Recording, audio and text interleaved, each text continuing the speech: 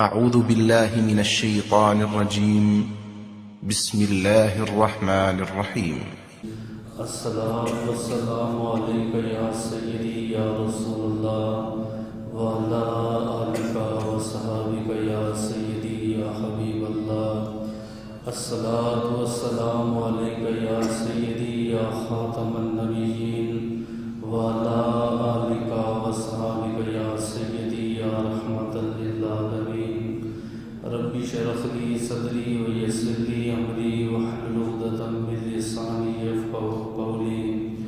تمام تعریفیں، تمام حمد و ثنا اس ذات کے لیے، وہ ذات جو خالق کائنات بھی ہے، مالک کائنات بھی ہے، رب العالمین بھی ہے، احسن الخالقین بھی ہے۔ ان اللہ علی کل شیء قدیر کی حمد و ثنا کے بعد حضور سرور کونین نبی الحرمین سید الثقلین وسیلتنا فی الدارین، حضور دستگیر جہاں ہم گسار زمان سید سروراں امی بے کساں، حضور نور مجسم شفیع معظم تاجدار مدینہ راحت قلب و سینہ، صاحب معطر پسینہ باعث نزول سکینہ، قائد المرسلین و خاتم النبیین، احمد مجتبیٰ جناب محمد مصطفیٰ کے دربار و دربار میں ہدیتاً تحفتاً عقیدتاً محبتاً نذراناً درود شریف پڑھنے کے بعد دعا گو ہو کہ میرا پڑھنا اور آپ کا سننا اللہ پاک اپنے دربار لم یزل میں قبول و منظور فرمائے۔ اللہ پاک امام الانبیاء کے وسیلہ جلیلہ سے ہم تمام مسلمانوں کو اپنے گھر بیت اللہ اور گنبد خضرا کا دیدار نصیب فرمائے۔ حضرت صلی اللہ تعالی علیہ وآلہ وسلم نے ارشاد فرمایا، جب قیامت کا دن ہوگا اللہ وحدہ لا شریک فرشتوں کو حکم دے گا کہ 8 جنتوں کے دروازوں کو بند کر دیا جائے۔ فرشتے عرض کریں گے اے میرے مالک وجہ، اللہ پاک فرمائے گا تاکہ حضور اور حضور کی امت سے پہلے کوئی نبی جنت میں داخل نہ ہو۔ آپ فرماتے ہیں جب دروازے بند کر دیے جائیں گے وَأَوَّلُ مَن يُخَرِّقُ بَابَ الْجَنَّةِ، سب سے پہلے میں جنت کے دروازے پر دستک دوں گا، سب سے پہلے میرے لیے جنت کا دروازہ کھول دیا جائے گا اور میں اکیلا نہیں جاؤں گا، میری امت کے جتنے فقیر ہیں، جتنے درویش ہیں، میرے ساتھ مل کر خدا کی جنت میں داخل ہوں گے۔ اللہ پاک اپنی عظیم الشان کتاب قرآن پاک فرقان حمید برہان رشید میں سچوں کا ذکر فرما رہا ہے۔ یہ ماہ مبارک ماہ سفر ہے اور اس ماہ مبارک میں اکثر اولیاء کرام کے عرس کی محافل منعقد کی جاتی ہیں، کیونکہ اس ماہ مبارک میں اکثر اولیاء کرام کا وصال و کمال ہوا۔ سوال یہ پیدا ہوتا ہے کہ عرس کیوں منایا جاتا ہے، اس کی شرعی حیثیت کیا ہے، آیا اس کا منانا ضروری ہے؟ ہمارا دین، ہمارا اسلام اس عرس کے متعلق کیا ارشاد فرماتا ہے؟ علماء فرماتے ہیں عرس کی ایک وجہ تو یہ ہے جو 11 مہینے امت مسلمہ کے برے عقائد، باطل عقائد ان میں آ جاتے ہیں، اور 12ویں مہینے میں یا سفر کے مہینے میں عرس کی محفل کی جاتی ہے تاکہ ان کے عقائد کی، ان کے اعمال کی اصلاح کی جائے۔ اور دوسری وجہ یہ ہے کہ کسی بھی شہر کا، کسی بھی کامل آدمی کا جب عرس ہوتا ہے اس میں جو آباد شرکت کرتے ہیں اللہ انہیں گناہوں سے ایسے پاک اور صاف کر دیتا ہے جیسے ماں نے پیٹ سے آج جنم دیا۔ اس کی دلیل یہ ہے کہ حدیث پاک میں آتا ہے خدا کے بعض فرشتے ایسے ہیں جو زمین پر پھرتے ہیں اور جہاں پر ذکر کی محفل ہوتی ہے ان محفلوں کو تلاش کرتے ہیں، جہاں ایک حلقے میں اللہ وحدہ لا شریک کا ذکر ہو رہا ہوتا ہے اس وقت فرشتے کہتے ہیں ہلموا الی حاجتکم، تم یہاں پہ آؤ، یہاں تمہاری ضرورت ہے، یہاں آؤ، یہاں اللہ کا ذکر ہو رہا ہے۔ تو خدا کے فرشتے اس ذکر والی محفل میں شریک ہوتے ہیں جہاں پہ اللہ کا ذکر ہو، اللہ کے رسول کا ذکر ہو، نبی کی اصحاب کا ذکر ہو، حضور علیہ السلام کے اہل بیت اطہار کا ذکر ہو، حضور علیہ السلام کے امت کے اولیاء کا ذکر ہو۔ تو فرشتے جب واپس جاتے ہیں، اللہ پاک فرماتا ہے کیف ترکتم عبادی، تم نے میرے بندوں کو کس حال میں چھوڑا؟ تو فرشتے کہتے ہیں اے اللہ، جب ہم گئے تھے یسبحونک ویکبرونک ویحمدونک، ہم زمین پر گئے، وہ تیری حمد بیان کر رہے تھے، تیری پاکی بیان کر رہے تھے، تیرا ذکر کر رہے تھے، اور جب ہم واپس آئے تب بھی وہ تیری حمد بیان کر رہے تھے، تیرا ذکر ادا کر رہے تھے، تیرا شکر ادا کر رہے تھے۔ اللہ پاک ان فرشتوں سے فرماتا ہے اے فرشتوں، جو بندے میری حمد بیان کر رہے تھے، میرا ذکر کر رہے تھے، کیا انہوں نے مجھے دیکھا ہے؟ تو فرشتے کہتے اے اللہ، انہوں نے آپ کو نہیں دیکھا۔ تو اللہ پاک فرماتے ہیں اگر وہ بندے مجھے دیکھ لیتے پھر کیا ہوگا؟ فرمایا اگر ایک لمحے کے لیے آپ کی تجلی کی وہ زیارت کر لیتے، وہ حمد بھی زیادہ بیان کرتے، وہ تیری پاکی بھی زیادہ بیان کرتے، تیری ثنا بھی زیادہ بیان کرتے۔ اللہ پاک پھر فرشتوں سے فرماتا ہے اے فرشتوں، جس مجلس میں تم گئے ہو انہوں نے ذکر کے بعد مجھ سے کچھ مانگا بھی ہے کہ نہیں مانگا؟ اے اللہ، وہ یہ کہہ رہے تھے ہمیں جنت عطا فرما اور دوزخ کے عذاب سے ہمیں نجات عطا فرما۔ اللہ پاک فرماتا ہے تم سارے فرشتے گواہ ہو جاؤ، وہ جتنے ذکر میں بیٹھے تھے میں رب نے ان سب پر جنت کو واجب اور جہنم کو حرام فرمایا۔ پھر فرشتے عرض کرتے ہیں اے اللہ، ان میں ایک ایسا آدمی تھا جو ویسے ہی گزر رہا تھا، اس نے دیکھا مسجد میں اللہ کا ذکر ہو رہا ہے، اللہ کی حمد ہو رہی ہے، اللہ کی ثنا ہو رہی ہے۔ اس نے کہا چلو میں بھی تھوڑی دیر بیٹھ جاتا ہوں، ان کو دیکھ لیتا ہوں یہ کیسے اللہ کا ذکر کرتے ہیں۔ وہ بڑا ظالم ہے، بڑا جابر ہے، نہ اس نے نماز پڑھی، نہ حج ادا کیا، نہ تیری پاکی بیان کی، نہ تیری عظمت بیان کی۔ اللہ پاک فرماتا ہے میں جانتا ہوں، لیکن جو نیکوں کی مجلس میں بدبخت آ بیٹھے اور میرے ذکر کی محفل میں بیٹھ جائے، میں رب اس کی بھی زندگی کے گناہوں کو معاف کرنا چاہتا ہوں۔ اور اس کی بنیادی وجہ یہی ہوتی ہے کہ جہاں پہ اللہ کا ذکر ہو، اللہ کے رسول کا ذکر ہو، اللہ اور اس کے رسول کے جو پیارے ہیں ان کا ذکر کیا جائے اور عوام الناس کی اصلاح کی جائے۔ تو آج کے دور میں وہ جتنے عرس ہیں جن میں غیر شرعی کام ہو رہے ہیں، جیسے کہ ہم نے دیکھا ہے بعض لوگ کتوں کو لڑواتے ہیں، بعض لوگ ڈانس کا میلہ لگواتے ہیں، بعض لوگ جانوروں کو دوڑاتے ہیں، ایسے عرسوں سے علماء اہل سنت کا یا اہل سنت و جماعت کا کوئی تعلق نہیں۔ آج انہی اولیاء کرام میں سے ایک ولی جنہیں دنیا حضرت باجزید بستامی کے نام سے جانتی ہے، ان کا ہم ذکر کریں گے۔ آپ کی ولادت باسعادت بعض علماء فرماتے ہیں 128 ہجری میں آپ کی ولادت بستان میں ہوئی، اور بعض کہتے ہیں 261 عیسوی میں آپ کا وصال کا کمال بستان میں ہوا۔ اور بستان جو ہے یہ ایران کے اندر ایک چھوٹا سا شہر ہے یا چھوٹا سا گاؤں ہے، اور آج بھی آپ کا مزار مبارک وہاں موجود ہے۔ اس لیے آپ کو حضرت باجزید بستامی رحمۃ اللہ تعالی علیہ کہا جاتا ہے، جبکہ آپ کا اصل نام جو ہے وہ تیفور بن عیسیٰ بن آدم علیہ السلام ہے۔ آپ کو تیفور کے بارے میں علماء فرماتے ہیں یہ نام آپ کے والد نے رکھا، جبکہ آپ کے جو دادا تھے آدم وہ آگ پرست تھے، آتش پرست تھے، وہ آگ کی پوجا کرنے والے تھے۔ آدم کو اللہ نے بیٹا دیا، اس کا نام انہوں نے رکھا عیسیٰ۔ عیسیٰ کو اللہ نے 3 بیٹے عطا فرمائے۔ بڑے بیٹے کا نام رکھا طیفور، جسے ہم بایزید بسطامی کے نام سے جانتے ہیں۔ دوسرے بیٹے کا نام رکھا علی، اور تیسرے بیٹے کا نام انہوں نے اپنے باپ کی نسبت پر آدم رکھا۔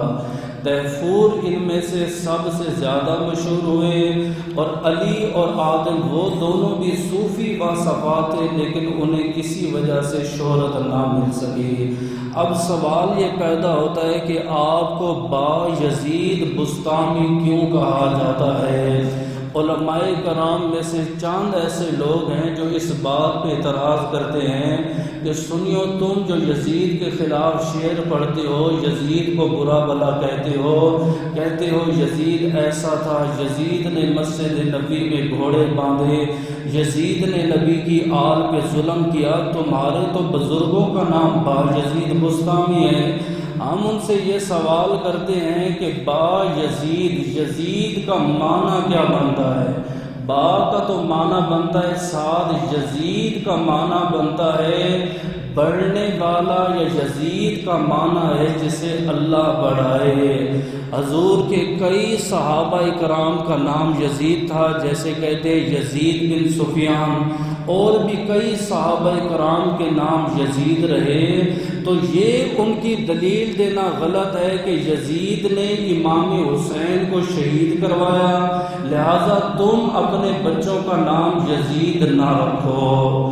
سوال ان کا ٹھیک ہے، لیکن دلیل ان کی غلط ہے۔ ان سے پوچھو دلیل کیا ہے، وہ کہتے ہیں یزید نے امام حسین کو شہید کروایا، جو امام حسین کو شہید کروائے اپنے بچوں کا نام اس کے نام پہ نہ رکھو۔ ہم یہ سوال کرتے، یہ مجھے بتا کہ یزید نے امام حسین کو شہید کروایا، یزید نام نہ رکھو، امام حسین بڑے ہیں یا حضرت علی؟ جواب ملتا ہے کہ حضرت علی بڑے ہیں۔ تو حضرت علی کو شہید کرنے والے کا نام ہے عبد الرحمن، اپنے بچوں کا نام عبد الرحمن نہ رکھو۔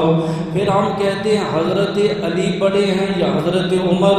وہ کہتے ہیں حضرت عمر۔ میں کہتا ہوں حضرت عمر کو شہید کرنے والے کا نام تھا فیروز، اپنے بچوں کا نام فیروز بھی نہ رکھو۔ اب بتاؤ حضرت عمر بڑے ہیں یا اللہ کے نبی؟ کہا اللہ کے نبی۔ میں نے کہا میرے نبی نے پرویز نام لے کر بد دعا دی، آپ نے فرمایا اے پرویز بادشاہ، تو نے میرے خط کے ٹکڑے ٹکڑے کیے ہیں، اللہ تیری بادشاہت کے بھی ٹکڑے کرے، تم اپنے بچوں کا نام پرویز بھی نہ رکھو۔ سوال ان کا ٹھیک ہے کہ یزید نام نہ رکھو، لیکن دلیل ان کی کمزور ہے۔ دلیل بھی اہل سنت و جماعت سے سنو۔ ہم کہتے ہیں یہ نام ایسا نام ہے کہ دنیا میں مشہور ہو گیا کہ اس نامی شخص نے نبی کی آل پہ ظلم کیا، اس کا ظلم دنیا میں مشہور ہو گیا۔ اللہ نے اس کائنات میں لاکھوں کروڑوں نام رکھے ہیں، لہذا اپنے بچے کا کوئی اور نام رکھ دیا۔ یہ دلیل دے کر آپ بچوں کا نام یزید نہ رکھیں کہ بھئی یزید نے امام حسین کو شہید کروایا۔ اگر یہ چیز ہم لے بیٹھیں گے تو آگے چلتے چلتے تو پھر دیکھتے ہیں کہ جتنے بھی آج ہمارے نام ہے، پیچھے کوئی نہ کوئی قاتل کا نام ہے۔ کسی نے مسجد کو شہید کیا، کسی نے جو ہے انبیاء کو شہید کیا، کسی نے نبی کے اصحاب کو شہید کیا۔ تو یزید نام اس لیے نہیں رکھنا چاہیے کہ یزید نے نبی کی آل پہ ظلم کیا، نبی کی آل کو تکلیف پہنچائی، اور یہ نام بدنام ہو گیا۔ اور جو نام زمانے میں بدنام ہو جائے اس نام پر اپنے بچوں کا نام نہیں رکھنا چاہیے۔ اب پھر یہ سوال پیدا ہوتا ہے کہ یزید نام نہیں رکھنا چاہیے تو حضرت طیفور کو بایزید بسطامی کے نام سے کیوں جانا جاتا ہے؟ علماء فرماتے یزید کا معنی بنتا ہے بڑھانے والا یا جسے اللہ بڑھائے۔ ان کی نیت یہ تھی کہ اس کا معنی اچھا ہے، اس لیے انہیں بایزید کا لقب دیا گیا، وگرنہ وہ تو نبی کی آل کے دیوانے تھے، نبی کی آل سے محبت کرنے والے تھے۔ اب بسطامی آپ کو کیوں کہتے ہیں؟ ایک روایت کے مطابق آپ کی ولادت باسعادت بستان میں ہوئی، اور دوسری روایت کے مطابق بستان کے اندر آپ کا مزار موجود ہے، اس لیے آپ کو با یزید بستامی کے نام سے جانا جاتا ہے۔ اور روح کائنات میں یہ سب سے پہلا ولی ہے جسے سلطان العارفین کا لقب ملا۔ آج تو آپ کو کئی اشتہاروں میں لکھا ہوگا فلاں پیر، پیچھے لکھا ہوگا سلطان العارفین، مجدد دین و ملت، طرح طرح کے آپ کو القاب ملیں گے۔ جب سے سب سے پہلا لقب یہ حضرت با یزید بستامی کو ملا، سلطان العارفین۔ اور حضرت جنید بغدادی سے کسی نے یہ مسئلہ پوچھا کہ آپ با یزید بستامی کے متعلق آپ کا کیا خیال ہے؟ آپ نے فرمایا جیسے جبریل کو اللہ پاک نے تمام فرشتوں پر فضیلت عطا فرمائی ہے، اسی طرح با یزید بستامی کو اللہ پاک نے تمام اولیاء پر فضیلت عطا فرمائی ہے۔ اب آپ کی زندگی کیسے شروع ہوئی؟ آپ کی والدہ ماجدہ ایک نیک متقی اور پرہیزگار عورت تھی، اور ایک روایت میں آتا ہے کہ آپ کی ابھی ولادت نہ ہوئی کہ آپ کی ولادت سے پہلے آپ کے والد ماجد کا وصال ہو گیا۔ اور بعض علماء یہ لکھتے ہیں کہ آپ کی ولادت ہوئی، آپ چند ماہ یا چند دن کے تھے، آپ کے والد ماجد اس دنیا سے پردہ فرما گئے۔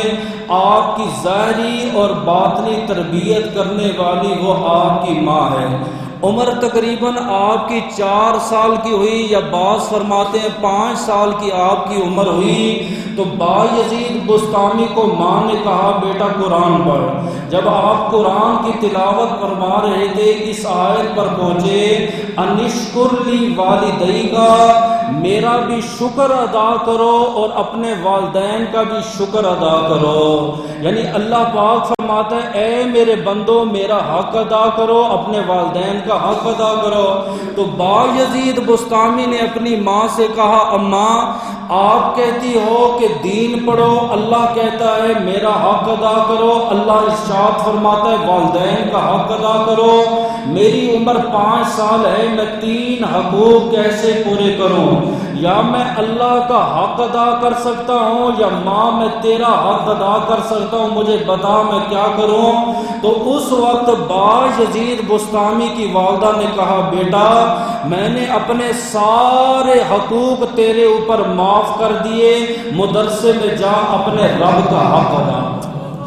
آج بھی جو طالب علم مدرسے میں پڑھتے ہیں ان کا یہ حق بنتا ہے، کالج میں پڑھتے ہیں جو 3 ماہ 4 ماہ اپنے گھر نہیں آتے، تعلیم کے لیے وطن کو چھوڑ دیتے ہیں، علماء فرماتے جب وہ گھر سے نکلیں سب سے پہلے اپنے والدین کو کہیں کہ میں اپنے رب کا حق ادا کرنے جا رہا ہوں، لہٰذا جو تیرے اور تیرے میرے باپ کے جتنے حقوق ہیں وہ مجھے معاف کر دیے جائیں، کیونکہ قیامت کے دن آپ حج بھی کریں حقوق اللہ معاف ہو جائیں گے لیکن حقوق العباد معاف نہیں ہوں گے۔ اور با یزید بستامی کہتے میں اس وقت تک مدرسے گیا ہی نہیں جب تک میری ماں نے میرے حقوق مجھے معاف نہیں کیے۔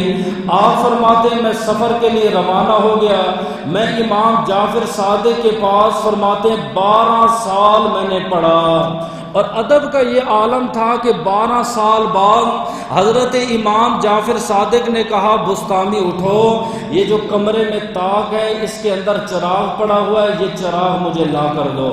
تو آپ ایسے اٹھے، آپ نے کہا حضرت طاق کہاں پہ ہے؟ اور کمرے کا یہ عالم تھا جس کے اندر تقریباً 2 بسترے لگتے تھے یا 3 بسترے، چھوٹا سا کمرہ، اور 12 سال با یزید بستامی کہتے ہیں اس کمرے میں میں نے پڑھا، اور میرے استاد نے ایک بار کہا بستامی اٹھو اور مجھے چراغ لا کر دو، تو میں نے کہا حضرت استاد جی طاق کہاں پہ ہے؟ کہا بیٹا 12 سال ہو گئے تجھے یہ نہیں پتا کمرے میں طاق کہاں ہے؟ فرمایا استاد جی رب کعبہ کی قسم ہے 12 سال سے میں نے آپ کا چہرہ بھی نہیں دیکھا، جب بھی پڑھتا ہوں میری نگاہ آپ کے قدموں پر ہوتی ہے۔ ایسا عظیم طالب علم، ایسا بہادر طالب علم، 12 سال آپ فرماتے میں امام جعفر صادق کی خدمت میں رہا، اور بھی میں نے کئی استادوں سے پڑھا، دین سیکھتا رہا، خدا کو تلاش کرتا رہا، کہتے خدا نہ ملا، حتیٰ کہ 30 سال میں نے دین کو پڑھا، علم شریعت کو پڑھا، علم طریقت کو پڑھا، صرف کو پڑھا، نحو کو پڑھا، دنیا کے جو اسلامی مضمون تھے میں نے اس میں مہارت تامہ حاصل کی، لیکن مجھے خدا نہیں ملا۔ اور ماں نے گھر سے یہ کہہ کے بھیجا تھا بسطامی خدا کو لے کے آنا، خدا کو اپنا بنا کے آنا۔ آپ فرماتے 30 سال بعد جب میں اپنے گھر میں آیا، میں دروازے پہ کھڑا ہوا تھا، میری ماں مصلی پر بیٹھ کے یہ دعا مانگ رہی تھی، اے اللہ میرا مسافر بیٹا تجھے تلاش کرنے کے لیے گیا ہوا ہے، اس کے دینی معاملات میں آسانی فرمانا، اور بزرگوں کو بسطامی سے خوش رکھنا۔ یہ دعا نہیں کی کہ میرے بیٹے کو بزرگوں سے خوش رکھنا، فرمایا بزرگوں کو میرے بیٹے سے خوش رکھنا، یعنی میرے بیٹے کو با ادب بنانا۔ جب یہ بزرگوں کا ادب کرے گا، بزرگ خوش ہو کر میرے بیٹے کو دعا دے۔ کہتے ہیں میں گھر میں داخل ہوا، ماں کو ملا، ماں بڑی خوش ہوئی، ماں نے مجھے کھانا کھلایا، اور رات سونے سے پہلے مجھے ماں نے کہا بسطامی وہ جو کمرے کی کھڑکی ہے وہ کھڑکی کھول دو۔ آپ فرماتے ماں کی آنکھ لگ گئی، میں اٹھا، میں نے دیکھا کہ کمرے کے اندر 4 کھڑکیاں ہیں۔ ماں نے صرف اتنا کہا تھا بسطامی اٹھو اور کھڑکی کھول دو۔ آپ فرماتے کبھی ایک کھڑکی کھولتا، پھر دل میں خیال آتا نہیں شاید ماں نے کہا یہ کھڑکی کھولو۔ آپ فرماتے پہلی کھڑکی بند کرتا، دوسری کھول دیتا، پھر خیال آتا نہیں ماں نے شاید اس کھڑکی کا کہا۔ آپ فرماتے ساری رات ایک کھڑکی کھولتا، دوسری بند کرتا، دوسری کھولتا، تیسری کھول دیتا، تیسری کھولتا، چوتھی کھول دیتا۔ جب رات تہجد کا وقت ہوا، میری ماں کی آنکھ کھلی، فرمایا بسطامی کیوں کھڑے ہو؟ اماں جی آپ نے کہا تھا کھڑکی کھول دو، لیکن آپ نے یہ نہیں بتایا تھا کون سی کھڑکی کھول دو، تو آپ کے ادب کی وجہ سے کبھی یہ کھڑکی کھولتا ہوں، کبھی یہ کھڑکی کھولتا ہوں۔ تو ماں نے ایسے دعا کے ہاتھ اٹھائے۔ بسطامی کہتے ہیں لوگوں جس رب کو 30 سال تلاش کرتا رہا وہ رب مجھے نہ ملا، لیکن ماں نے دعا دی، ایک رات میں خدا کو بھی پا لیا، مصطفیٰ کو بھی پا لیا۔ اس لیے پہلا حق یہ ہے کہ آپ اپنے حقوق معاف کروائیں، اور دوسرا یہ ہے کہ ساری زندگی بندہ مدرسے میں پڑھتا رہے، دین حاصل کرتا رہے، اس وقت تک وہ شیخ کامل، شیخ طریقت نہیں بنتا جب تک اس کو اس کے والدین دعا نہ دیں۔ آج کوئی لڑکا کوئی جوان ہے وہ کامیاب ہو جائے نا، کہتے ہیں ہر کامیاب آدمی کے پیچھے عورت کا ہاتھ ہے۔ ہم کہتے ہیں یہ جملہ غلط ہے۔ اگر آپ کہو کہ ہر کامیاب آدمی کے پیچھے عورت کا ہاتھ ہے، نہیں، بلکہ یوں کہو ہر کامیاب بیٹے کے پیچھے اس کے والدین کا ہاتھ ہے۔ ماں بھی تو ایک عورت ہے نا، ماں باپ کا کہو، تم عورتوں کو لے کے آ جاتے ہو۔ تو بایزید بسطامی کہتے جو کچھ مجھے ملا، جو مقام اور مرتبہ ملا، مجھے میری ماں کی دعا سے ملا۔ اب دوسری روایت یہ ہے کہ آپ کو یہ مقام کیوں ملا، میں تینوں پڑھوں گا۔ کہتے ہیں کہ رات کا وقت ہے، 30 سال بعد جب میں مدرسے سے واپس آیا، میری ماں رات کے وقت بیدار ہوئی، فرمایا بسطامی اٹھو اور مجھے پانی لا کر دو۔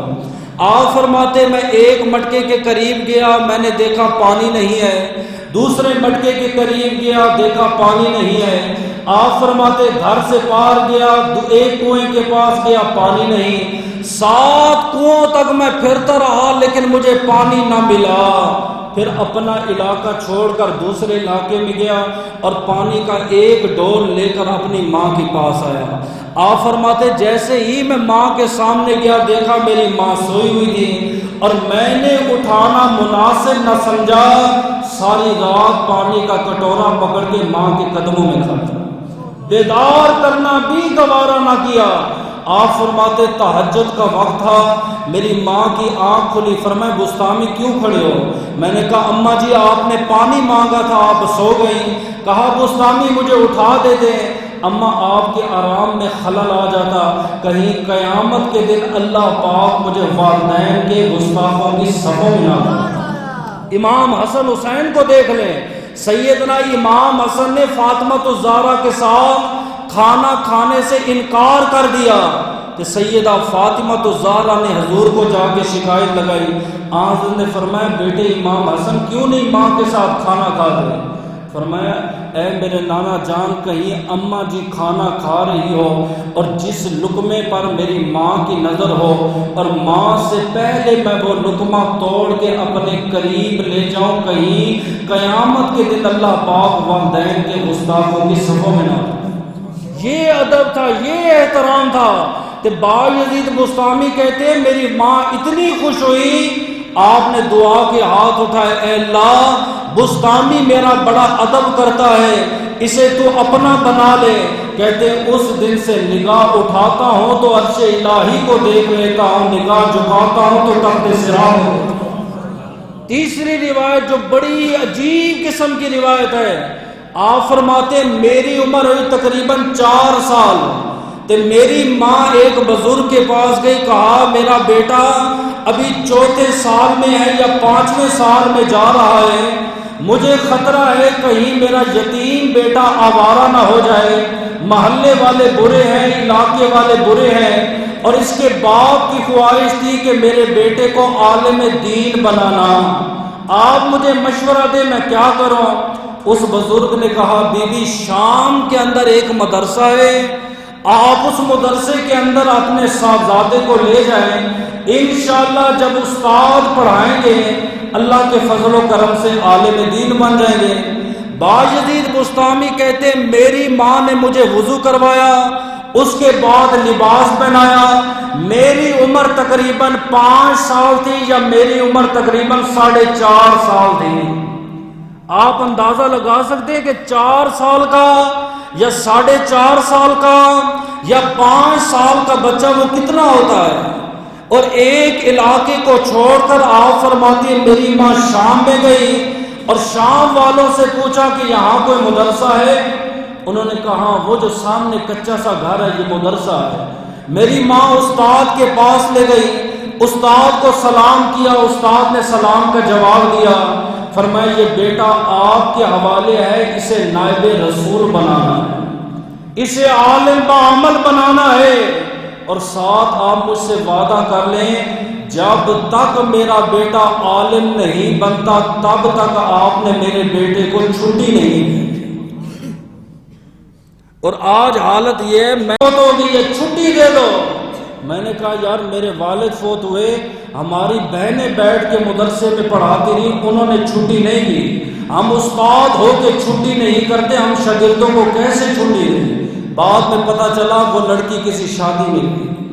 جب ایسے والدین وہ جھوٹ بول کر اپنے بچوں کو قرآن کی تعلیم سے محروم کر کے لے جاتے ہیں، ان کی اولاد کبھی عالم نہیں بنتی، وہ بچے کبھی قاری اور کبھی حافظ قرآن نہیں بنتے۔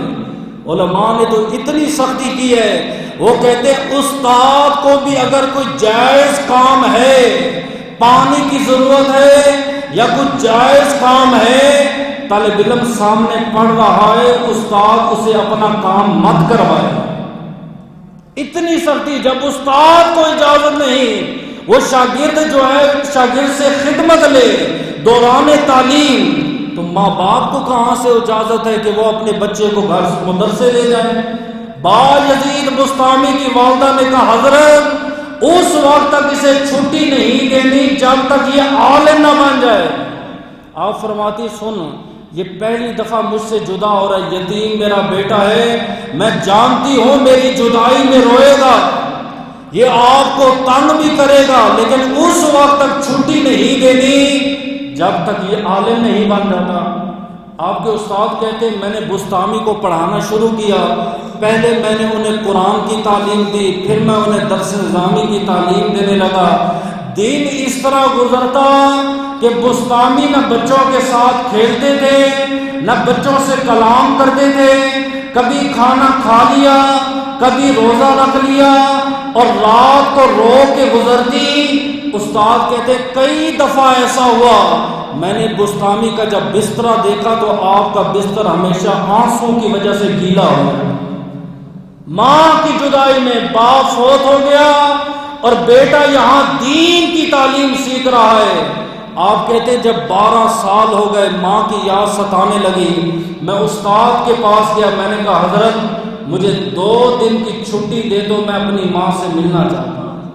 استاد نے منع کیا، بستامی پھر آئے، 3 مرتبہ با یزید بستامی کہتے چھٹی مانگی، استاد نے منع کیا۔ جب استاد سمجھ گیا بیٹا نہیں ٹلتا، اس نے کہا بستامی یہ سبق جو ہے نا اگر تو نے شام تک مجھے سنا دیا میں تجھے چھٹی دے دوں گا۔ استاد نے وزن سے 3 گنا زیادہ سبق دے دیا۔ آپ کے استاد کہتے سبق اتنا تھا کہ اگر مجھے بھی سنانا پڑتا شاید میں نہ سنا سکتا، میں نے اس لیے دیا بستامی سبق نہیں سنائے گا پھر اس کی چھٹی بند کر دوں گا، جب تک یہ عالم نہیں بنتا تب تک گھر نہیں جانے دوں گا۔ کہتے با یزید بستامی نے کتاب کو ہاتھ نہ لگایا، فوراً مسجد میں گئے، وضو کیا، مصلی بچھایا، کہا اے اللہ میرے والدین کہتے ہیں ان اللہ علی کل شیء قدیر، تو ان اللہ علی کل شیء قدیر ہے، تو ہر چیز پر قادر ہے، اگر تو قادر ہے نا تو آج اپنے چھوٹے سے بندے بستامی کو یہ سبق یاد کر۔ عصر کے ٹائم با یزید بستامی نے دعا مانگی، مغرب کی نماز استاد کے پیچھے پڑھی، نماز کے بعد بیٹھ گئے، فرمایا استاد جی سبق سنو۔ استاد کہتے جب سبق سننا شروع کیا 1 گھنٹے کے اندر با یزید بستامی نے ساری کتاب زبانی سنی۔ استاد کہتے میں پریشان ہو گیا، ماں سے وعدہ کیا تھا جب تک عالم نہیں بنتا تب تک میں اسے بھیجوں گا نہیں، اور اس سے بھی وعدہ کیا تو سبق سنا دے میں تجھے چھٹی دے دوں گا۔ استاد نے کہا میں مجبور ہو گیا، میں نے کہا جا با یزید بستامی 2 دن کی چھٹی ہے واپس آ۔ آپ فرماتے شام سے میں نکلا، ایران میں جب بستان میں آ کے پہنچا، رات تہجد کا وقت ہے، میں نے ایسے تاک کے اندر سے دیکھا میری بوڑھی ماں وضو کر رہی تھی، میں نے دروازے پر دستک دی، اندر سے آواز آئی من دکل بابا، دروازے پر دستک دینے والا کون؟ میں نے کہا ماں دروازہ کھول تیرا با یزید بستامی آیا ہے۔ فرمایا اے جھوٹے انسان میرے گھر سے واپس چلا جا۔ ارے میرا بستامی تو پڑھنے گیا ہے، جب تک عالم نہیں بنے گا تب تک وہ میرے گھر ہی نہیں۔ 12 سال بعد بستامی گھر میں آئے، ماں نے گھر میں داخل نہیں ہونے دیا۔ تیرا بیٹا تجھے کہتا ہے ابا آج قاری کے پاس پڑھنا نہیں ہے، آج میں نے مدرسے نہیں جانا، آج میرے سر میں درد ہے، آج میرا یہ مسئلہ ہے، آج فلاں کے گھر جانا ہے، تو اپنی اولاد کو چھٹی کروا دیتا ہے، پھر گلے شکوے کرتا ہے پہلے جیسے عالم تھے ولی تھے اب کیوں نہیں بن رہے؟ وہ تب بنے تھے ان کے والدین بڑے کامل۔ کہا 12 سال بعد پھر میں نے ندا دی، اما حضور دروازہ کھولے، باز یزید بستامی ہو۔ فرمایا تو جھوٹ بول رہا ہے، میرا بستامی تو دین پڑھنے کے لیے گیا ہے۔ آپ فرماتے انہی قدموں میں واپس استاد کے پاس چلا گیا۔ استاد نے کہا بستامی تجھے تو 2 دن کی چھٹی تھی، 1 رات میں واپس کیسے آیا؟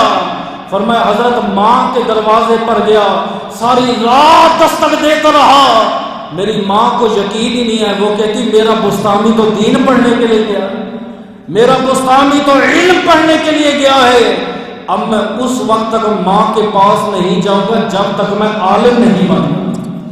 استاد نے پڑھانا شروع کیا، آپ فرماتے 30 سال پورا میں نے استاد کے پاس پڑھا، اور جب میرا آخری سال تھا میرے استاد نے نماز تہجد ادا کی، اور اس وقت بزرگوں کا معمول تھا تہجد اس کے بعد سنتے پڑھ لیتے فجر کی، اور بعض ایسے تھے تہجد پڑھ کے سو جاتے پھر بیدار ہوتے سنتیں پڑھ کے پھر فجر پڑھتے۔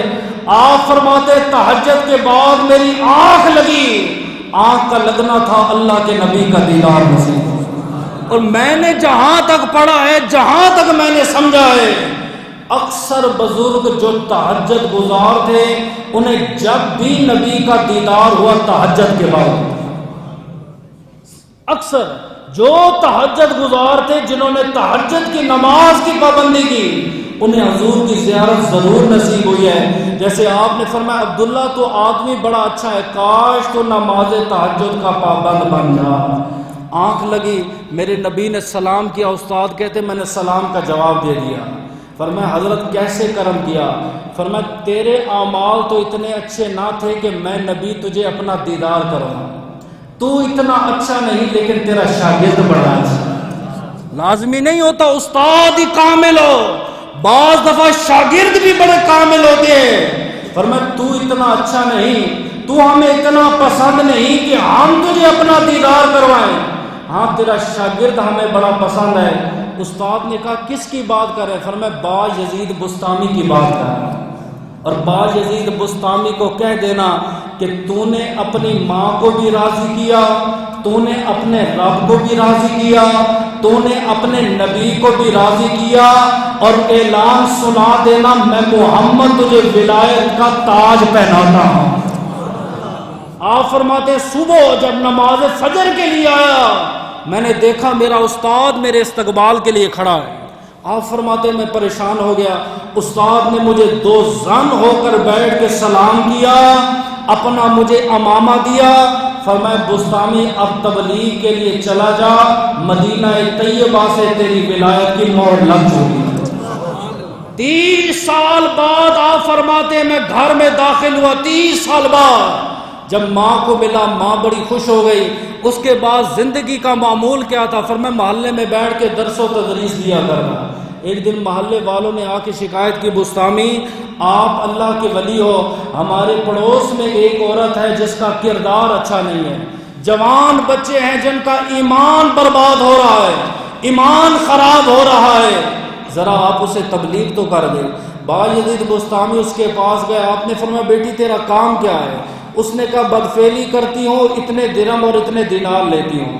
آپ نے اسے درہم اور دینار دیے، فرمایا آج کی رات تو میری مہمان ہے۔ رات کو جب وہ عورت داخل ہوئی، آپ نے فرمایا بیٹی وضو کرو، وضو کیا، آپ نے مصلی بچھایا، فرمایا 2 رکعت نوافل ادا۔ حضرت میرا تو یہ کام ہی نہیں ہے، میں تو طائفہ ہوں، بد کردار ہوں۔ فرمایا بیٹی تو نے شرط لگائی تھی جو مجھے مال دیتا ہے وہ جیسی مجھ سے کام لے میں وہ کام سر انجام دیتی ہوں، لہذا میں تجھے کہتا ہوں 2 رکعت نوافل ادا کر۔ جب 2 رکعت کی نیت کی، سر سجدے میں رکھا، بستامی نے دعا کی اے اللہ اس کے سر کو جھکانا میرا کام تھا، اس کے باطن کو پاک کرنا تیرا کام ہے۔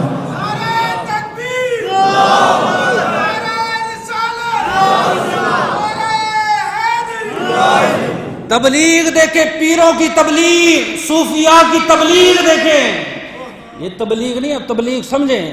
با یزید بستامی کو کسی نے کہا فلاں علاقے کا بہت بڑا پیر، بہت بڑا شیخ آج ہمارے علاقے میں آ رہا ہے۔ آپ نے سارے مریدوں کو حکم دیا چلو آؤ اس کی زیارت کے لیے چلو۔ اس وقت یہ بغض، یہ نفرتیں نہ تھی، وہ پیر ہے تو میں اس کے پاس کیوں جاؤں، وہ عالم ہے تو میں کیوں جاؤں۔ آپ کہتے ہیں جیسے ہی ہم اس گلی میں پہنچے جس میں پیر صاحب آئے، پیر مسجد میں داخل ہوا، بستامی نے کہا یہ شیخ نہیں، واپس چلو۔ دوسری روایت میں آتا ہے اس نے تھوک پھینکی، آپ نے فرمایا یہ کامل نہیں ہے، یہ ناقص ہے، واپس چلو۔ مریدوں نے پوچھا آپ کو کیسے پتا چلا؟ فرمایا جب یہ مسجد میں داخل ہوا اس نے الٹا قدم خدا کے گھر میں رکھا۔ جی یہاں تو یہ منہ بھی صاف ہے، حضرت کے منہ پہ اس طرح پھرا ہوا ہے، حضرت نے مشین پھیری ہوئی ہے۔ ہم مریدوں کو چیخ چیخ کے کہتے ہیں ارے جو بدبخت میرے نبی کی سنت پر عمل نہیں کرتا، تو نے اسے اپنا پیر بنا لیا، تو نے اسے اپنا شیخ بنا لیا، تو نے اسے کامل کیسے بنایا؟ ارے کامل اس وقت تک ہوتا نہیں جب تک نبی کی سنت پر پورا نہ ہو۔ با یزید بستامی نے اتنی بات دیکھی، آپ نے فرمایا قبلے کی طرف منہ کر کے اس نے تھوک پھینکی، اس نے قبلے کی توہین کی۔ جو قبلے کی توہین کرنے والا ہے وہ رب رسول کا توہین کرنے والا ہے، اس کی بیعت کرنا درست نہیں ہے۔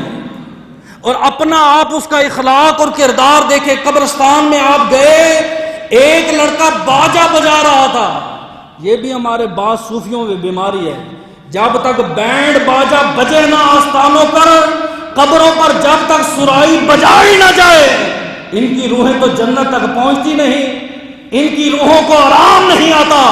بستامی نے دیکھا، فرمایا لا حول ولا قوت الا باللہ، اور تجھے شرم نہیں آتی؟ مردوں کے پاس بیٹھ کر بانسری بجا رہا ہے، غیر شرعی کام وہ بھی قبرستان میں کر رہا ہے۔ اس نے باجا اٹھا کے بستامی کے سر پہ مار دیا۔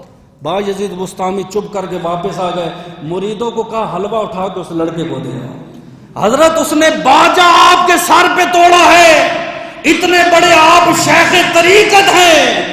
آپ نے فرمایا تم حلوہ دے آؤ۔ پوچھا کیوں؟ آپ نے فرمایا یہ جو میٹھی چیز ہے نا، یہ غم کو ہلکا کرتی ہے، ابھی وہ غم میں تاکہ اس کا غم ہلکا ہو۔ دوسرے دن مریدوں کو پیسے دیے، فرمایا جاؤ بازار سے اعلیٰ قسم کا باجا خریدو اور اس لڑکے کو دے آؤ۔ فرمایا کل تو آپ فتوے لگا رہے تھے جائز نہیں، آج باجا دے رہے ہو۔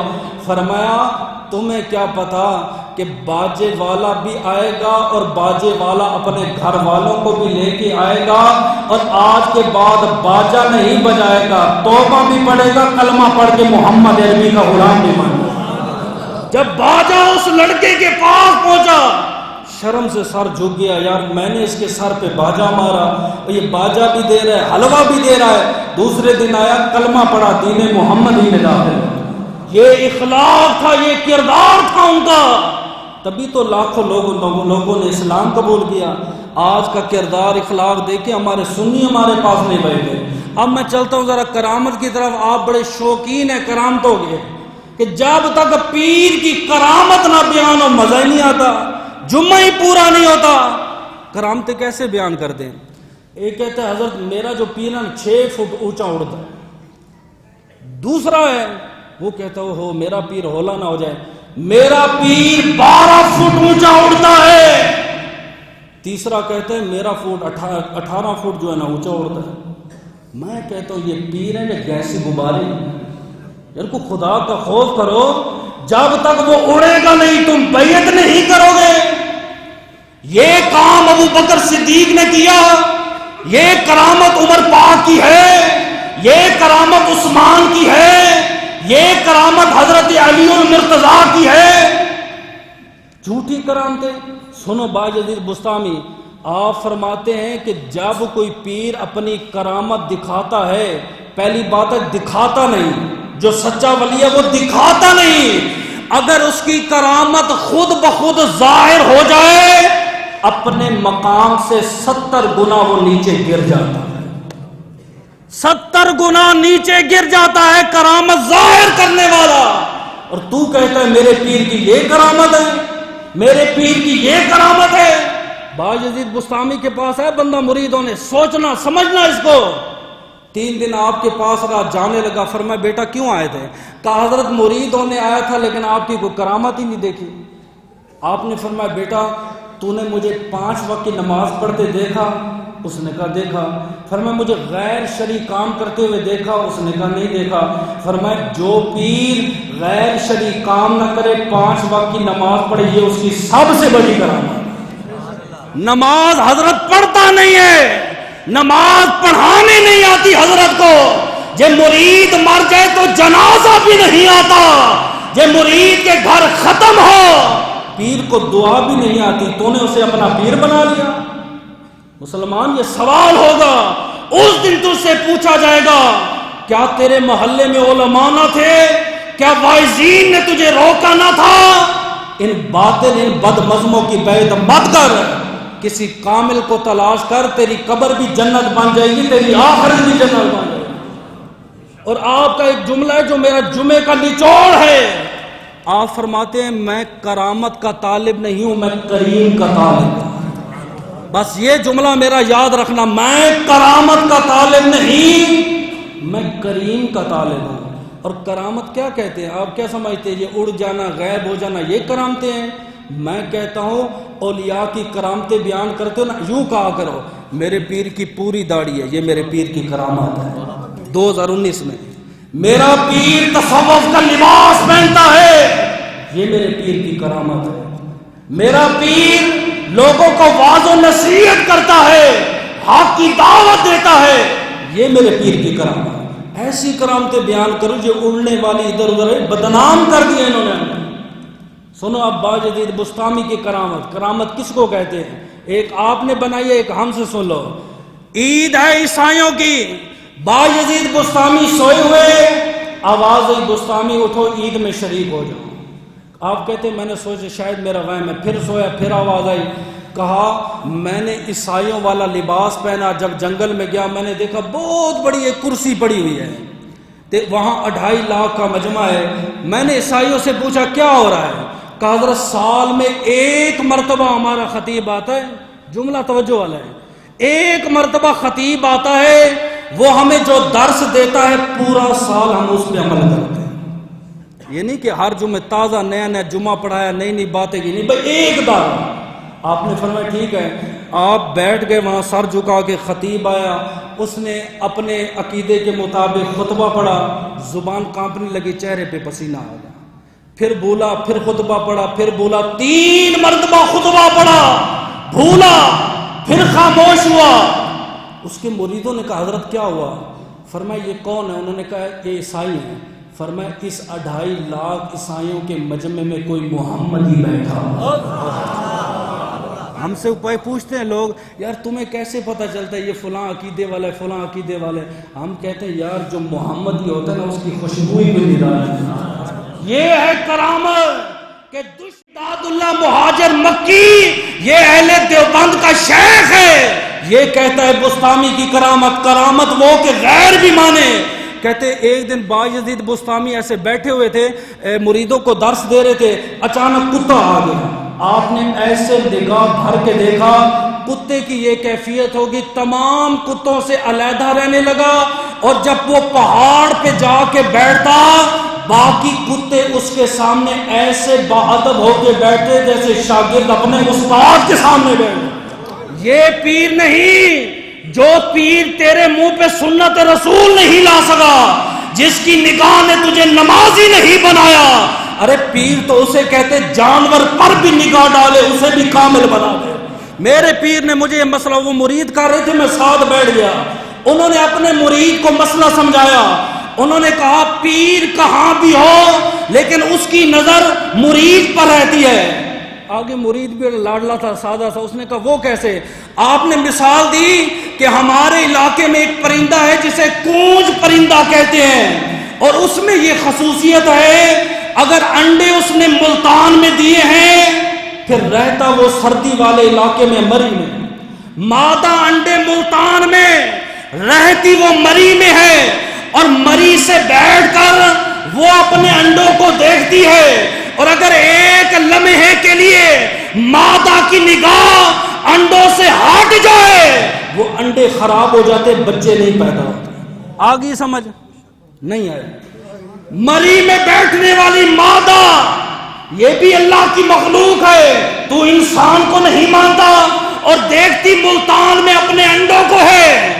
فرمایا شیخ دنیا کے جس کونے میں ہو اس کی ہر وقت نظر اپنے مریدوں کے دل پہ ہوتی ہے۔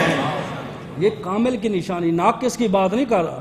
ناقص تو یہ پوچھو یہ 50 کا نوٹس ہو گئے، اس کو تو یہ بھی نہیں پتا چلا۔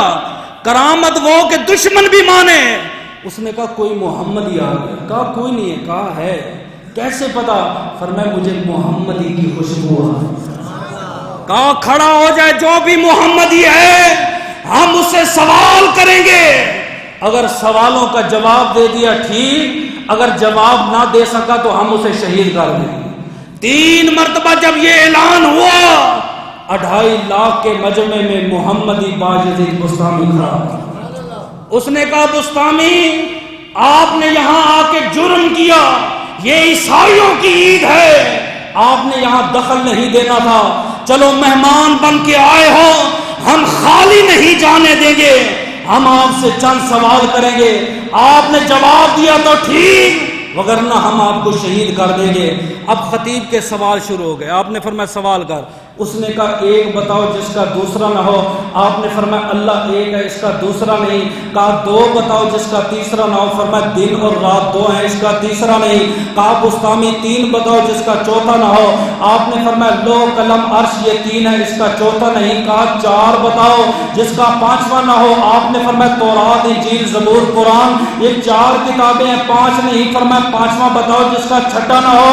آپ نے فرمایا اللہ پاک نے مسلمانوں پہ 5 نمازیں فرض کی ہیں 6 نہیں. کہا 6 بتاؤ جس کا 7واں نہ ہو. فرمایا 6 دن میں اللہ نے زمین آسمان بنائے 7 نہیں. کہا 7 بتاؤ جس کا 8واں نہ ہو. فرمایا اللہ نے 7 زمینیں 7 آسمان بنائے 8 نہیں. کہا 8 بتاؤ جس کا 9واں نہ ہو. فرمایا خدا کے عرش کو اٹھانے والے 8 فرشتے ہیں 9 نہیں. کہا 9واں بتاؤ جس کا 10واں نہ ہو. فرمایا نوح کی قوم میں 9 جابر تھے 10 نہیں. کہا 10واں بتاؤ جس کا 11واں نہ ہو. فرمایا حج میں غلطی ہو جائے 3 روزے وہاں 7 روزے یہاں رکھو 10 ہیں 11 نہیں. فرمایا 11 بتاؤ جس کا 12واں نہ ہو. آپ نے فرمایا یوسف کے 11 بھائی تھے 12 نہیں. فرمایا 12 بتاؤ جس کا 13واں نہ ہو. فرمایا سال میں 12 مہینے ہیں 13 نہیں. کہا 13واں بتاؤ جس کا 14واں نہ ہو. فرمایا یوسف نے خواب دیکھا تھا اے میرے بابا میں نے 11 ستارے ایک چاند اور ایک سورج کو دیکھا ہے یہ 13 ہے 14 نہیں. کہا 14 بتاؤ جس کا 15واں نہ ہو. فرمایا اللہ پاک نے زمین میں 14 طبق رکھے ہیں 15 نہیں.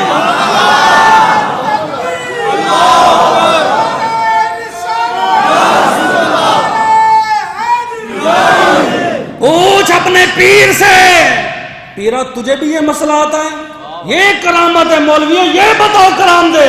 میں ان واعظین پر بھی لعنت بھیجتا ہوں جو منبر رسول پر بیٹھ کر جھوٹی من گھڑتے کرامتیں بیان کرتے ہیں اور ہماری علماء اہل سنت اور عوام الناس کے عقائد کو برباد کرتے ہیں. یہ جدید دور ہے 2019 کا کیسی کرامت ہے کیا لینا ہے کرامت کا. تیرا پیر تجھے داڑھی نہیں رکھوا سکا اس کی کوئی کرامت نہیں. تیرا پیر نماز نہیں پڑھا سکا وہ کام ہی نہیں. کرامت اسے کہتے دل میں بھی انقلاب آ جائے انسان میں پتہ چلے یار واقعی تو کسی کا مرید ہوا. آگے سمجھ گئے یار یہ تو لائن لگا دی بابے نے سوال بدلے. کہا وہ کون سی چیز ہے جسے اللہ نے پیدا کیا اور پیدا کرنے کے بعد اس کی آواز کو ناپسند کیا. فرمایا وہ گدھے کی آواز ہے.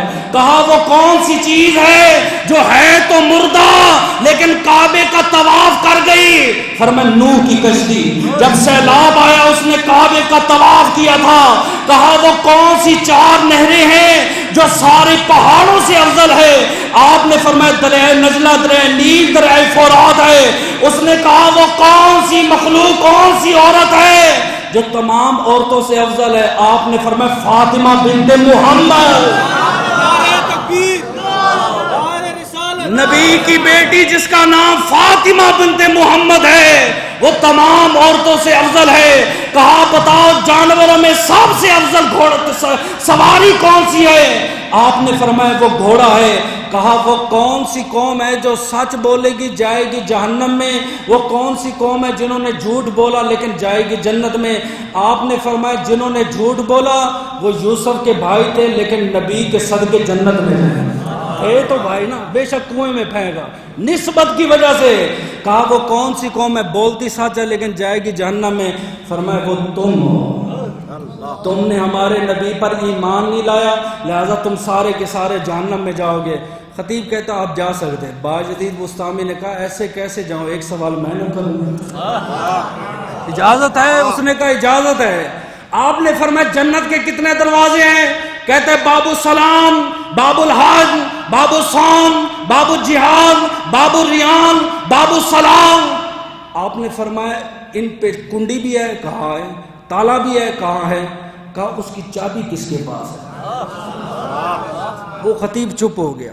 جو علماء سے سوال کیا جاتا ہے نا یہ جانتے سوچ سمجھ کے جواب دیتے. میں اگلی روایت میں اس کا جواب دوں گا سمجھ آئے گی. چپ ہو گیا.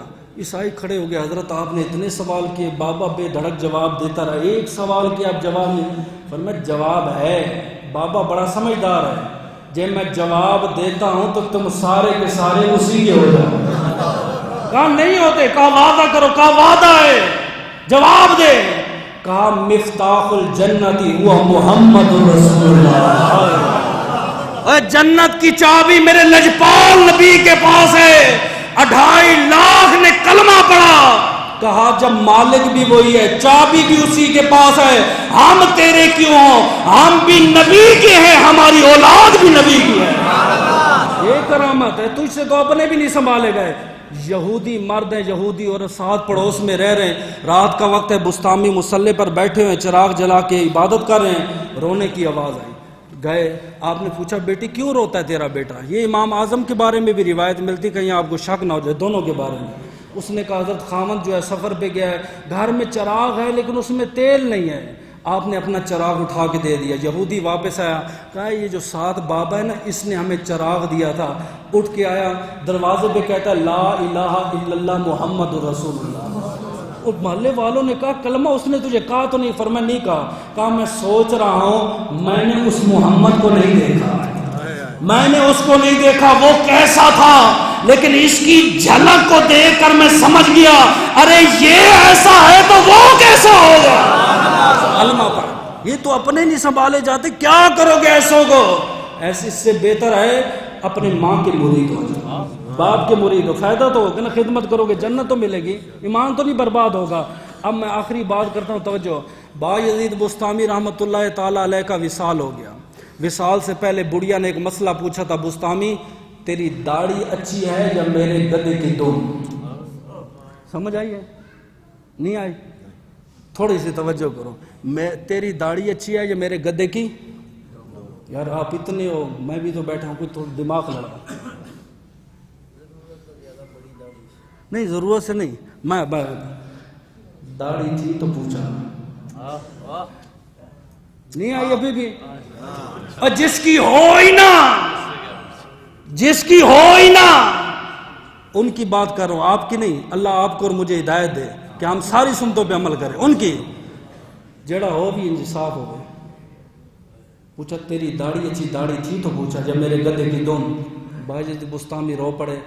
آپ نے فرمایا جے خاتمہ ایمان پہ ہوا تو میری داڑھی تھی, جے ایمان پہ نہ ہوا تو پھر تو نہیں, پھر تو جہنم میں جاؤں گا. یہ بھی جائے گی, میں بھی جاؤں گا. آپ کا وصال ہوا, قبر میں گئے. آخری بات, فرشتوں نے کہا من ربک؟ فقال من انتما, تم دونوں کون ہو؟ وہ کہتے بستامی من ربک, تیرا رب کون ہے؟ فرمایا من انتما, تم دونوں کون ہو؟ انہوں نے کہا کہ ہم فرشتے حساب لینے کے لیے آئے ہیں. فرمایا محمد کو مانتے ہو؟ کہا مانتے, وہ ہمارے نبی ہیں. فرمایا اسی نبی کی حدیث ہے جب کسی کے گھر میں جاؤ پہلے سلام لو, اجازت لو, پھر گھر میں جاؤ. اجازت مانگی نہیں, ایسے آ گئے ہو من ربو کا, ایسے بتا دو میرا رب کون ہے. باہر گئے, السلام علیکم. وعلیکم السلام. آ جائیں, آ جاؤ. من ربو کا. آپ نے فرمایا یہ بتاؤ سلام مومن کو کرتے ہو یا کافر کو؟ کہا مومن کو. کہا مومن سے پوچھ رہے ہو رب کون ہے؟ ابھی تو کہا تم نے السلام علیکم. اے میں مسلمان ہوں, مومن ہوں, پھر مومن کو سلام کر کے پھر پوچھتے ہو تیرا رب کون ہے؟ فرشتے انہوں نے کہا یہ ہمارا قاعدہ ہے, اصول ہے, اللہ نے ہماری ڈیوٹی لگائی ہے, جو بھی قبر میں آتا ہے اس سے پوچھو تیرا رب کون ہے. بھائی اس بستامی نے کہا اگر میں کہہ دوں میرا رب وہ ہے, میرا رب اللہ ہے, تو اللہ کہہ دے یہ میرا نہیں ہے, میری مانو گے یا رب کی؟ سمجھنے والی بات ہے نا. یہ میں کہہ دوں یار میرا رب اللہ ہے, اللہ کہہ دے یہ میرا نہیں, مسئلہ ہی بدل گیا, ختم بات. کہا کس کی مانو گے؟ کہا اللہ کی. فرمایا اسی سے پھر پوچھ, اسی سے پوچھ یہ کون ہے. فرشتے کہتے ہیں اللہ تو نے اسے ہمارے حساب کے لیے بھیجا ہے یا ہمیں اس کے حساب کے لیے بھیجا ہے؟ اللہ پاک نے فرمایا وغاش فی محبتی ومات فی محبتی ویبعث فی محبتی. یہ بستامی میری محبت میں ڈوب گیا ہے, میری محبت میں اس کا وصال ہوا, میری محبت میں یہ مرا, میری محبت میں قیامت کے دن اٹھے گا. اور سن لو قد غفر لک ما تقدم من ذنبہ. فرشتے لوٹ آؤ, میں رب نے اس کے زندگی کے گناہوں کو معاف فرما. دعا ہے کہ اللہ ان اولیاء کے صدقے میری اور آپ کی بخشش فرمائے. الحمدللہ نحمده ونستعینه ونستغفره ونؤمن به ونتوکل علیہ ونعوذ باللہ من شرور انفسنا ومن سیئات اعمالنا من یهده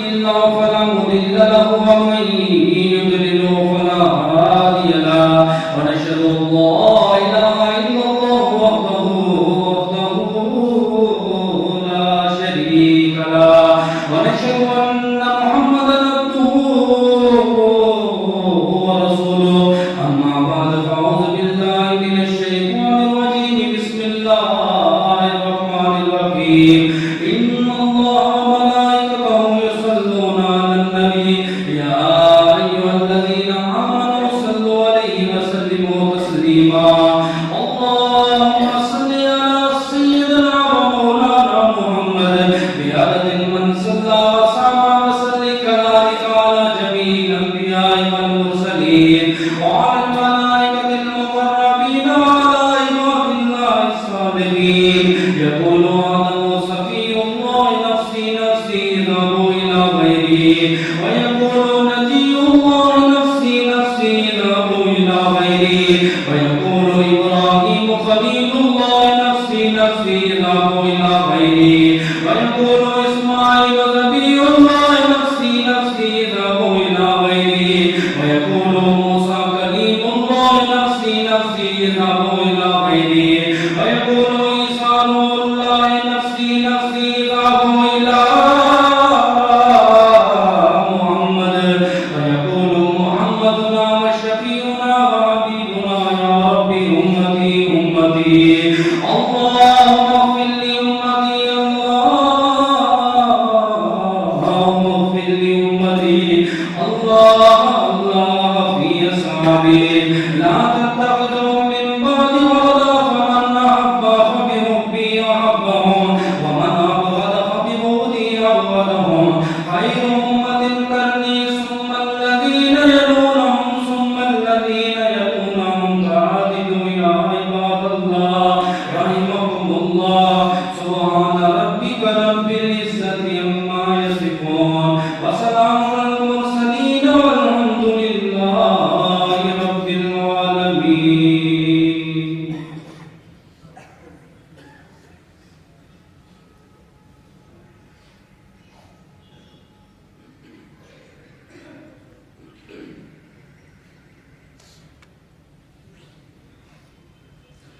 الحمد لوليه والصلاة على نبيه والوزن والعدل والفضل والأسن والنزل بالجزم بوحدته بكبريائه وبسلطان وبإعلان وبإيمان وبيان في فرقان وحده لا شريك له وحده لا شريك له بوحدة واحدة بوحدة واحدة بوحدة وإذا وأخذا بلا مدد وجلد ونصب ووصف في الكمال لا شريك له ولا نذير له ولا مثل له ولا مثال له ولا وزير له ولا مقارن له ولا مقارب له ولا مفاني له ولا جلد بلد بلد جلد بلد بلد جلد بلد رسول رسول ولا جسم واسمع وقاب بيت خصم له ولا وزير له ولا مقارن له ولا مقاسم له ولا مناظر له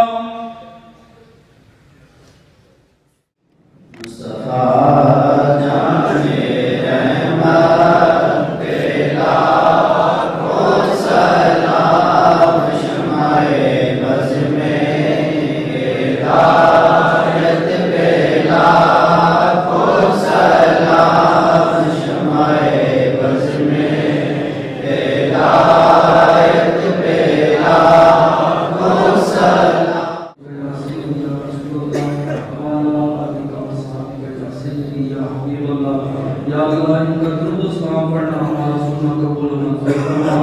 इसी ज़ौक़ और शौक़ के साथ इन्हें दुरूद पढ़ने की हम सबको सुनने की तौफ़ीक़ अता फरमा। दुरूद और सलाम के सदक़े तमाम बीमारों को शिफाए कामिला अता फरमा। मेरे समेत जो माँ बाप को आपके हाथ उठाए खड़े इनके दिल देख पढ़े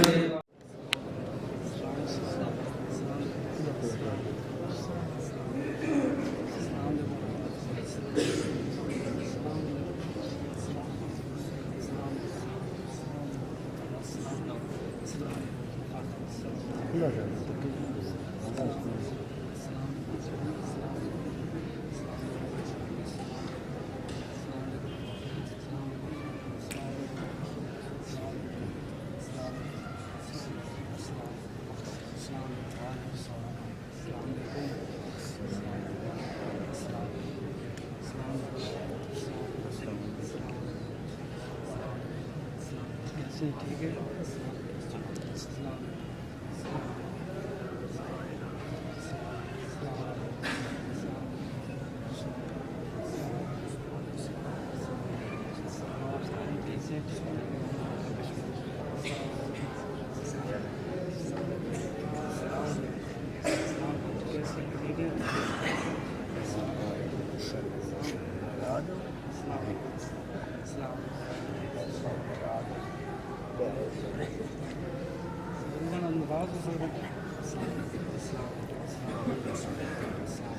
ٹھیک ہے.